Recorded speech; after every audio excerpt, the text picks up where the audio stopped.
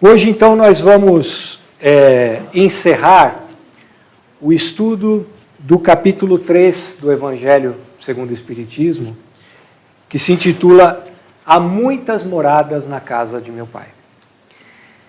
A Annelise fez a primeira parte desse estudo na semana passada, e hoje eu vou fazer um encerramento, os últimos itens, os itens de 8 a 19, mas também eu vou buscar algumas referências que ela trouxe na última preleção para nós amarrarmos o nosso assunto de hoje. Só para lembrarmos, essa expressão há muitas moradas na casa do meu Pai, ela é encontrada no Evangelho de Lucas, no capítulo 14. E ela é parte do chamado Sermão do Monte.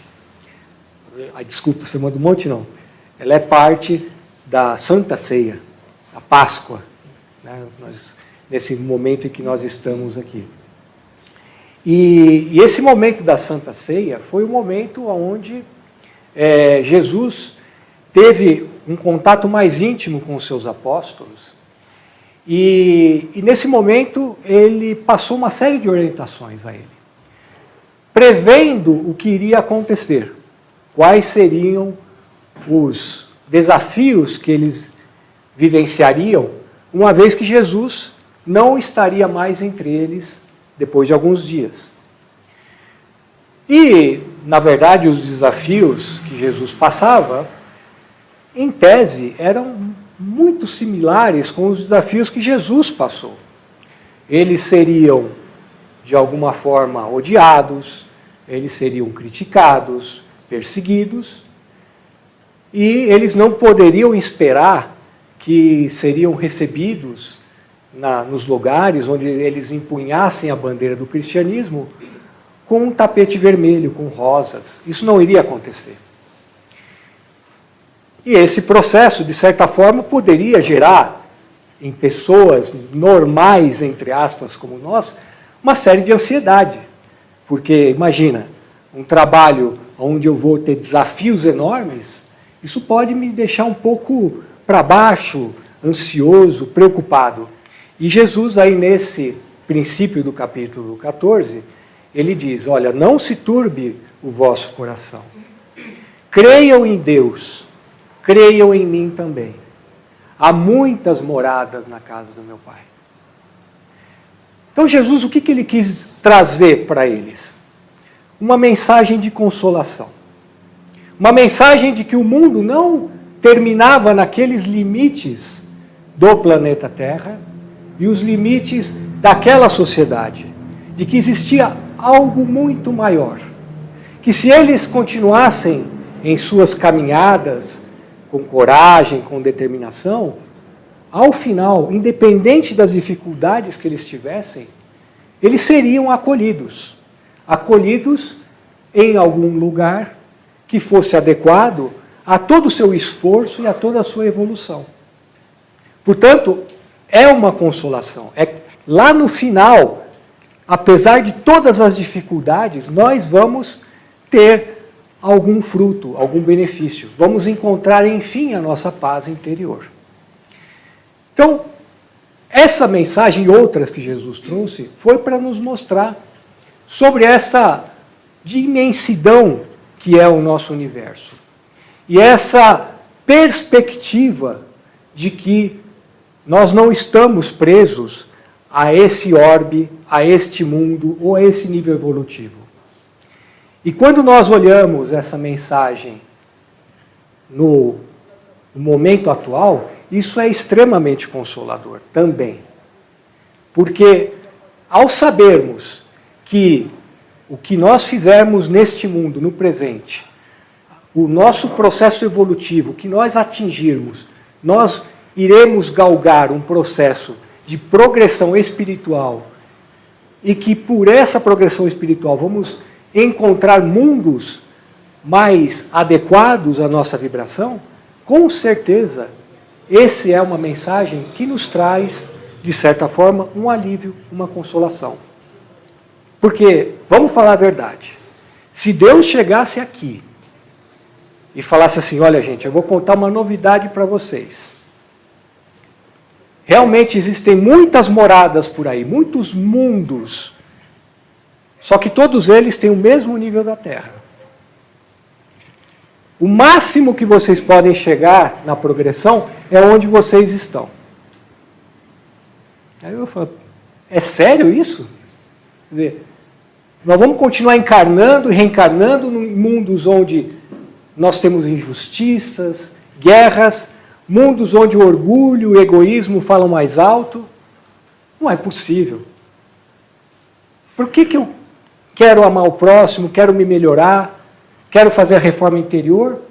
Por que eu quero auxiliar os meus companheiros de caminhada a também se melhorarem, se no final das contas, o máximo que eu atinjo é isso? Então a espiritualidade nos traz, nesse capítulo 3, esta visão de que tudo progride. No Livro dos Espíritos existe um capítulo só sobre a lei do progresso. Esta lei do progresso é uma lei imutável, é fato. Nós vamos progredir. Nós começamos lá, em mundos primitivos, as primeiras encarnações nossas, muito ligadas ainda à matéria, muito ligadas ainda ao instinto, à batalha pelo dia a dia, pela comida, as guerras, tudo isso era muito normal. Nós já evoluímos bastante e chegamos onde nós chegamos. Nós ainda somos espíritos muito rebeldes, ainda somos espíritos que gostamos da matéria, que gostamos da vaidade, do orgulho, do egoísmo, e é só nós vermos como é o nosso planeta onde nós habitamos. Entretanto, já avançamos muito. E é esse sentimento de que podemos avançar mais é que nos motiva, é que nos move. E é isso que a espiritualidade comenta aqui. A progressão do mundo, ou dos mundos, é um fato. É só nós analisarmos o que foi, o que é o planeta Terra. Antes, também um planeta primitivo, com civilizações primitivas, agora já um planeta de provas e expiações, e nós já falamos em algumas palestras sobre isso, estamos nesse processo da transição planetária para um mundo de regeneração. E depois dos mundos de regeneração, os mundos felizes. Aí alguém pode dizer assim, mas não é possível. Planeta Terra evoluindo. Às vezes eu ligo a TV, eu tenho a impressão de que nós estamos regredindo, de que é impressionante essas guerras, essas coisas todas que acontecem. É fato que ainda essas chagas acontecem no nosso planeta. Mas, para nós fazermos uma análise racional sobre isso, e eu falei sobre essa questão da fé raciocinada, que nós precisamos trabalhar, se nós analisarmos como era a nossa civilização há 200 anos atrás, 3 séculos atrás, o que nós fazíamos versus o que fazemos hoje, com certeza nós conseguimos enxergar aprimoramento e evolução. Há alguns séculos atrás, por exemplo, escravidão era algo absolutamente normal. Era um negócio escravizar o próximo.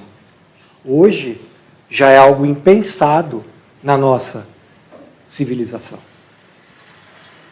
Há 40 anos atrás, há 50 anos atrás, quem que ouvia falar em, ou quem ousava tocar em assuntos como meio ambiente, diversidade, inclusão, combate à homofobia, combate a qualquer tipo de preconceito, racismo?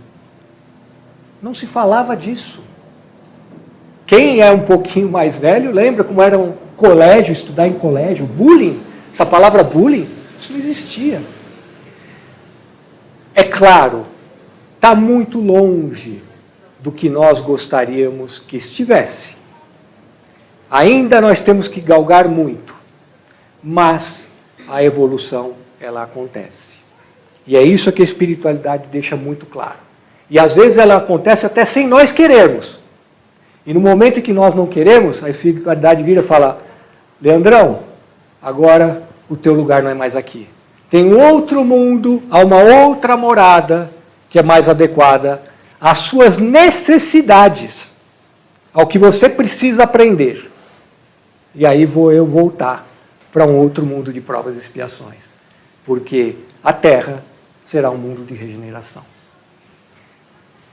Então essa é a visão que a espiritualidade procura passar nesse capítulo, quando ela fala sobre as questões das consolações futuras. Só que existe um outro viés que nós podemos ler nessa passagem, que ele é bastante interessante, inclusive para o nosso presente. Para o presente. Que é o viés da nossa morada interior. Que é o que a Annelise falou das nossas moradas conscienciais na reunião passada. E essa reflexão, eu vou trazer aqui alguns itens de um prefácio de um livro chamado Moradias de Luz, que é do Chico Xavier. E esse prefácio ele foi escrito por Emmanuel. E ele vai abordar esse tema. Eu vou trazer só alguns pontos, porque o tempo e a complexidade desse prefácio, eles demandariam umas 2 horas para nós discutirmos todos os temas. Então diz assim Emmanuel: certa vez disse o Divino Mestre, existem muitas moradas na casa de meu Pai. Certamente Jesus se referia à imensidão do universo e às residências do homem, os diversos mundos. No entanto, é natural respeitar-lhe a palavra em sentido mais alto. Cada criatura humana, a rigor, esse é um ponto interessante, reside em espírito nos seus próprios pensamentos. Eu vou repetir. Cada criatura humana, a rigor, reside em espírito nos seus próprios pensamentos.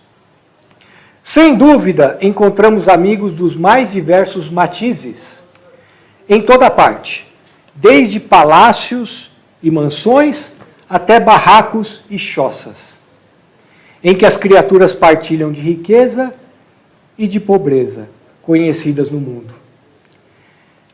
Entretanto, é razoável ponderar que os chamados ricos e pobres residem mentalmente no contexto das ideias que alimentam diante da vida. O que Emmanuel está querendo trazer aqui para nós como nossa reflexão? O ambiente exterior, é claro que ele tem influência, seja lá qual for. Não somente falando de riqueza e pobreza, mas a família em que vivemos, o trabalho, as relações sociais, tudo. O país em que vivemos, tudo, de alguma forma nos afeta. Entretanto, a maneira como nós reagimos a isso, a maneira como nós enfrentamos esses desafios, é que revelam como está construída a nossa casa interior. Um exemplo muito simples disso é quando eu sei que é um exemplo complexo, mas é o melhor exemplo, porque ele é o nosso modelo e guia, Jesus Cristo. Jesus teve, ao longo do seu caminho, muito amor que lhe foi dado, muito carinho, mas também teve muita opressão. A história de Jesus já é bem conhecida.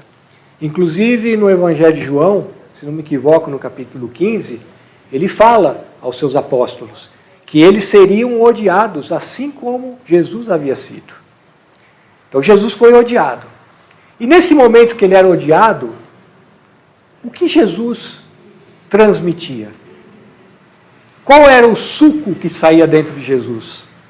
Se Jesus fosse uma laranja, eu espremi a laranja de Jesus, que suco era esse?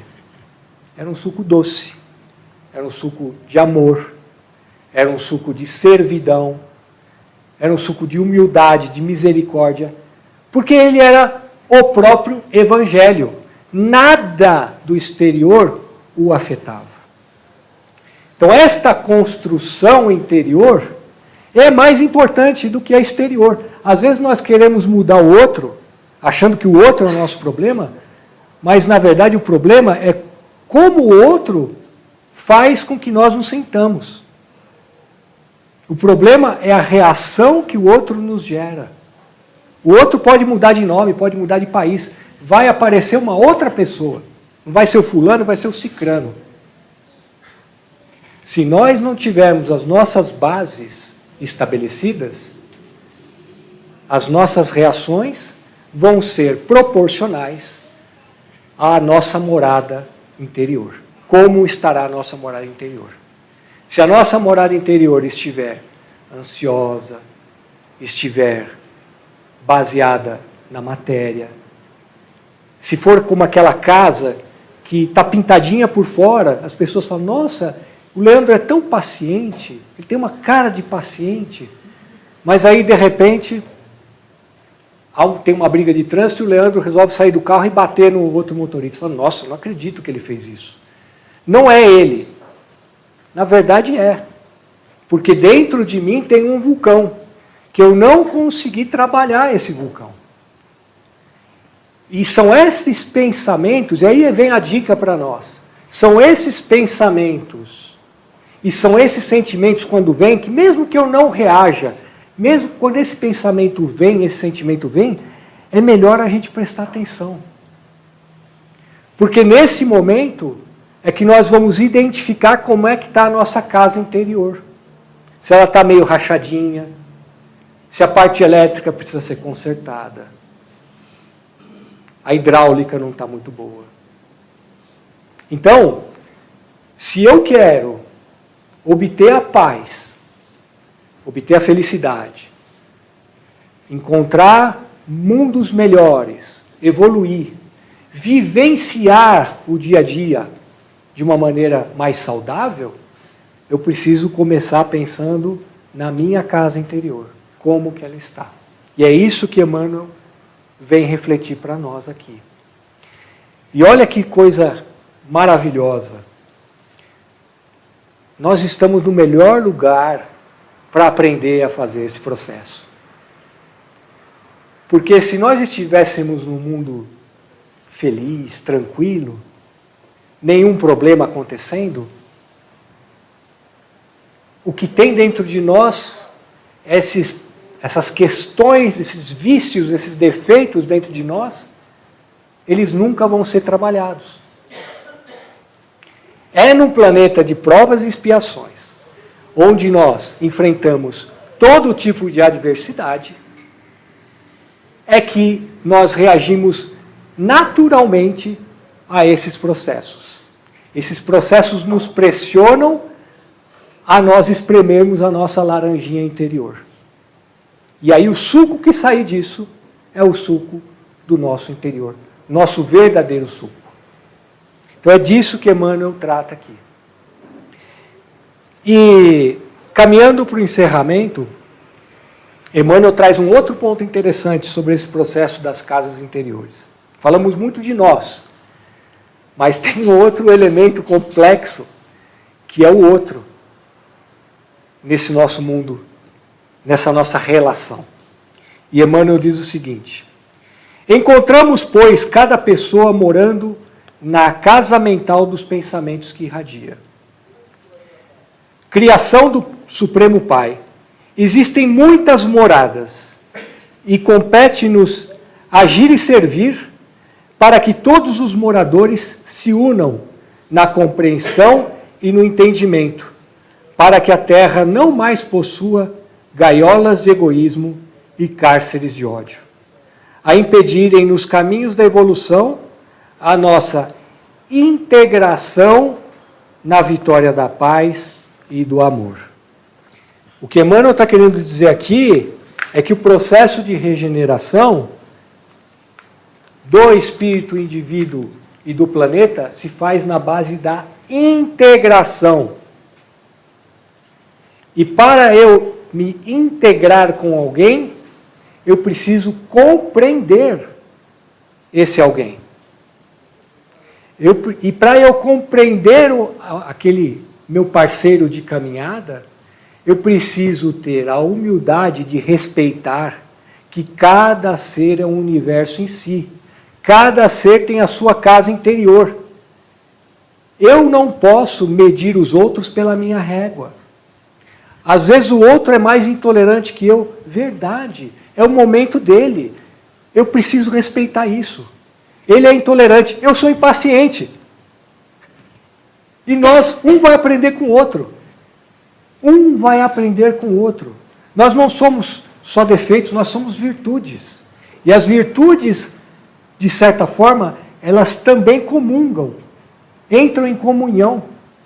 Então, aquela pessoa que é impaciente, que é intolerante, quando ela me vê, e eu eventualmente sou uma pessoa que tolero, e fala assim, nossa, quando ele tolera, parece que as coisas são mais tranquilas para a vida dele.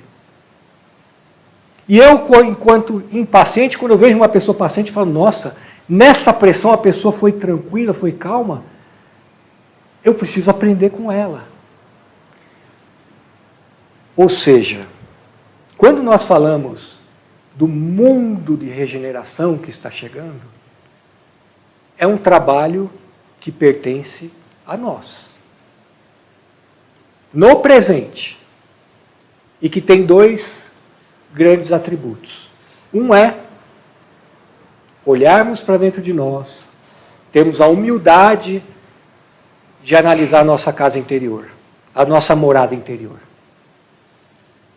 E o segundo ponto é respeitar a casa interior do próximo. Muito cuidado, porque sem querer, às vezes nós bagunçamos a casa interior do outro. Quando nós criticamos o outro, quando nós achamos que o outro tem que agir de uma determinada forma, que nós agimos, mas que o outro não consegue agir. E aí o outro está caído, em vez de nós estendermos a mão para o outro, nós vamos e apontamos o dedo para ele. Agora aguenta as consequências. Respeito. Trabalho em sociedade se faz através de integração.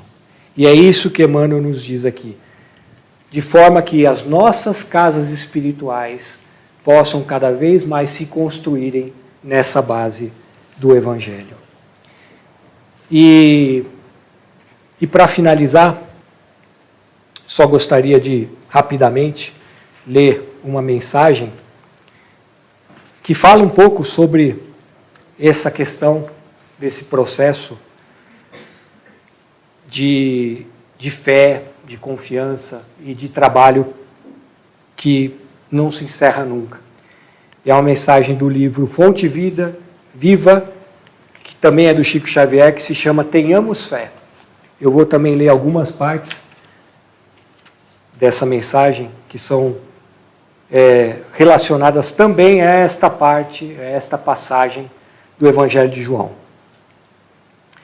Efetivamente, o cristão leal em toda parte raramente recebe o respeito que lhe é devido. Por destoar quase sempre da coletividade, ainda não completamente cristianizada, sofre a descaridosa opinião de muitos. Se exercita a humildade, é tido à conta de covarde. Se adota a vida simples, é acusado pelo delito de relaxamento. Se busca ser bondoso, é categorizado como tolo. Se administra dignamente, é julgado orgulhoso. Se obedece quanto é justo, é considerado servil. Se usa a tolerância, é visto por incompetente. Se trabalha devotado, é interpretado por vaidoso.